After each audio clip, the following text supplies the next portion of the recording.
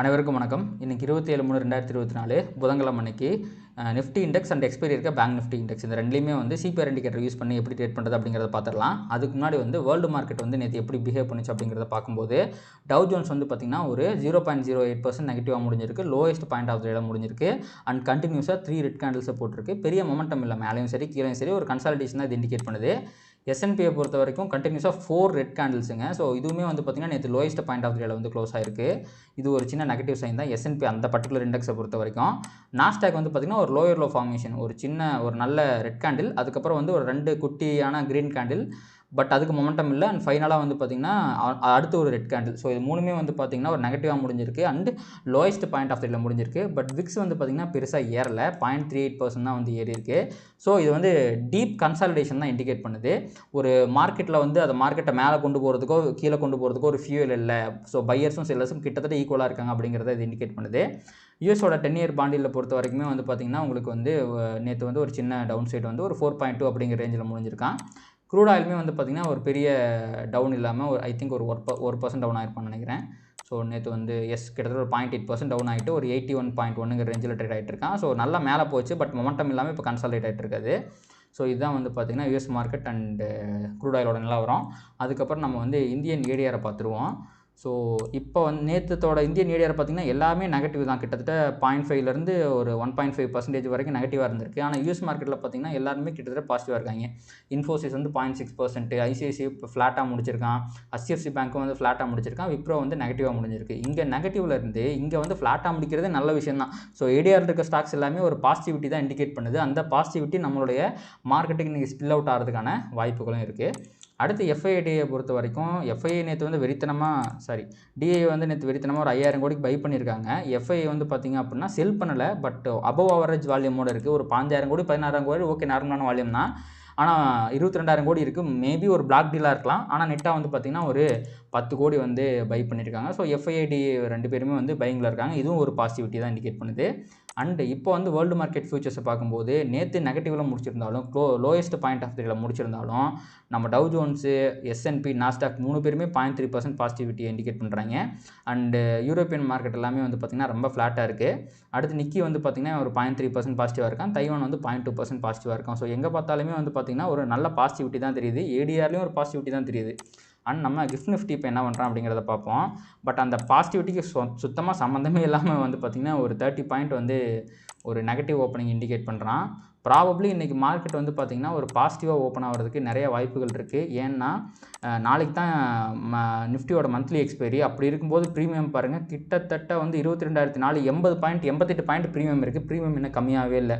இன்றைக்கி மார்க்கெட் வந்து ஒரு கேப்பப்பாக ஓப்பன் ஆகி, ஆனால் இந்த ப்ரீமியம் கம்மியாக ஓப்பன் ஆகிறதுக்கான வாய்ப்புகள் இருக்குது. அது நடக்குதா அப்படிங்கிறத பொறுத்து இருந்து பார்க்கணும். பட் ஸ்டில் இது வந்து ஒரு ஃப்ளாட் ஓப்பனிங் தான் இண்டிகேட் பண்ணுது. பெரிய கேப் டவுன்லாம் கிடையாது. இப்போதைக்கு வந்து பார்த்திங்கன்னா ஒரு 20 பாயிண்ட் கேப் டவுன் இண்டிகேட் பண்ணுது. ஸோ இப்போ நம்ம வந்து நிஃப்டியை வந்து அனலைஸ் பண்ணிடலாம். நேற்று வந்து என்ன நடந்துச்சு அப்படிங்கிறத பார்த்துட்டு அதுக்கப்புறம் நம்ம இன்றைக்கி என்ன ஆகும் அப்படிங்கிறத பார்த்துடலாம். ஸோ நேற்று வந்து பார்த்திங்கன்னா ஒரு டீப் கன்சாலிடேஷன் தான். இது வந்து வீக்லி சிபிஆர், இது வந்து பார்த்திங்கன்னா daily CPR. So daily and weekly CPR கூட பயங்கரமான ஒரு கன்சாலிடேஷன் போட்டிருக்கு. அண்ட் அசெண்டிங், அதாவது ஒரு வைடு சிபிஆர் வந்து கன்சாலிடேஷன் நடந்திருக்கு. ஸோ இன்றைக்கி வந்து பார்த்திங்கன்னா மார்க்கெட் ட்ரெண்ட் ஆகிறதுக்கான வாய்ப்புகள் இருக்குது அப்படிங்கிறத இந்த மாதிரி ஒரு கன்சாலிடேஷன் வந்துச்சுன்னா இண்டிகேஷன். ஸோ அதை வந்து நம்ம வந்து டுமாரோ சிபிஆரில் பார்க்கும்போது அது வந்து தெளிவாகவே தெரியுது. ஒரு டிசெண்டிங் நேரோ சிபிஆர் வந்து ஃபார்ம் ஆகிருக்கு. ஸோ இந்த டிசெண்டிங் சிபிஆர் ஃபார்ம் ஆச்சு அப்படின்னா மார்க்கெட் வந்து இன்றைக்கி ட்ரெண்ட் ஆக போகுது அப்படிங்கிறதா இண்டிகேஷன். பட் ஸ்டில் வந்து இன்றைக்கி ஒரு 20 பாயிண்ட் கேப் டவுன் அப்படின்னா எங்கே ஓப்பன் ஆகும், இதுதான் க்ளோசிங் அப்படின்னா உங்களுக்கு வந்து கீழே ப்ரீவியஸ் டே லோ பக்கத்தில் ஓப்பன் ஆக போகிறான். ப்ரீவியஸ் டே லோ அப்படிங்கிறது இங்கே இருக்குது. ஸோ இந்த கன்சாலிடேஷன் கீழே தான் ஓப்பன் ஆக போகிறான், சிபிஆர் கிட்ட தான் ஓப்பன் ஆக போகிறான்.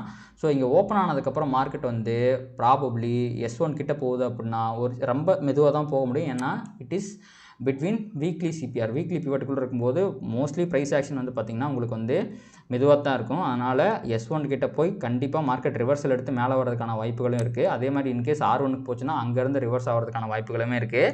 ஸோ இன்றைக்கி ஈவந்தோ இங்கே வந்து ஒரு ட்ரெண்டிங் டே காமிச்சிருந்தாலுமே எனக்கு தெரிஞ்ச ஒரு பெரிய ட்ரெண்டிங் டே வரதுக்கான வாய்ப்புகள் இல்லை. Considering the global cues and Indian scenario எல்லாத்தையுமே பார்க்கும்போது ஒரு ட்ரெண்டிங் டே வரதுக்கான வாய்ப்புகள் இல்லை. இன்கேஸ் மார்க்கெட் கீழே போனாலுமே ப்ராபப்ளி S1 கிட்டே S2 ஒரு லேட் ஆஃப்டர்நூனில் ரிவர்சல் எடுக்கிறதுக்கான வாய்ப்புகள் இருக்குது.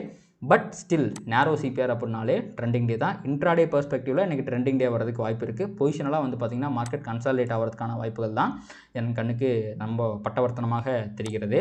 ஸோ அதனால் நீங்கள் நிஃப்டியை பொறுத்த வரைக்கும் இன்றைக்கி வந்து ஒரு ப்ராபப்ளி சிபிஆர்லேருந்து உங்களுக்கு ட்ரெண்ட் ஆகுது அப்படின்னா நீங்கள் வந்து இந்த ட்ரெண்டிங் டே இது வந்து பண்ணலாம். இது இன்ட்ராவை பொறுத்த வரைக்கும் அது ஹை ப்ராபபிள் தான். பட் நான் சொல்கிற மாதிரி S1 ரிவர்ஸ்லையோ ஆர் S2 ரிவர்ஸ்லையோ கூட நீங்கள் ட்ரை பண்ணி பார்க்கலாம். அதுவுமே ஒரு ஹை ப்ராபபிள் பேட்டர்னாக இருக்கிறதுக்கான நிறைய வாய்ப்புகள் இருக்குது.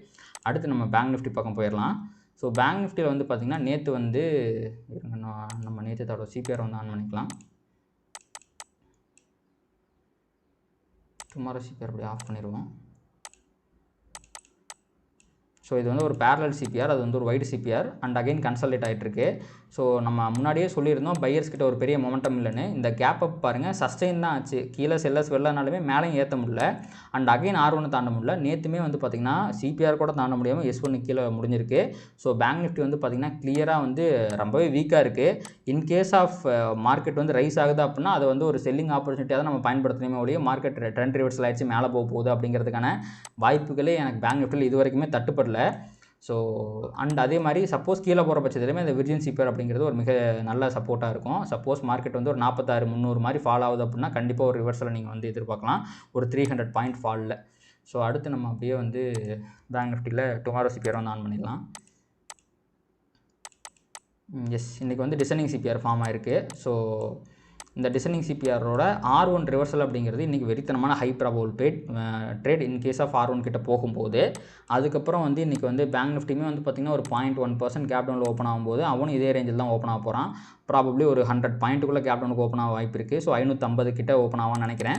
ஸோ அந்த ரேஞ்சில் ஓப்பன் ஆகும்போது உங்களுக்கு ப்ராபப்ளி ப்ரைஸ் சிபிஆர் கிட்ட வந்து ரிவர்ஸ் ஆகிறதுக்கான சான்சஸ் இருக்குது. இன்கேஸ் R1 கிட்ட போய் ரிவர்ஸ் ஆகிறதுக்கான சான்சஸும் இருக்குது. நீங்கள் நிஃப்டியில் பார்த்த மாதிரி பேங்க் நிஃப்டியில் ட்ரெண்டிங் டே வரல. அதனால் நம்ம நிஃப்டியில் விட இன்றைக்கி பேங்க் நிஃப்டி வேறு எக்ஸ்பைரி டே வேறு. அதனால் இந்த ரிவர்சல் பேட்டர்ன்ஸ்லாம் கண்டிப்பாக ஒர்க் ஆகிறதுக்கு நிறைய வாய்ப்புகள் இருக்குது. R1 reversal R S1 reversal இந்த ரெண்டுமே ஹை ப்ராபபிள் ட்ரேடாக இருக்கும்.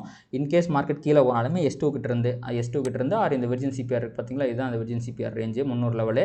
ஸோ இந்த இடத்துல இருந்து ரிவர்சல் ஆகிறதுக்கு நிறைய சான்சஸ் இருக்குது கீழே போகிற பட்சத்தில்.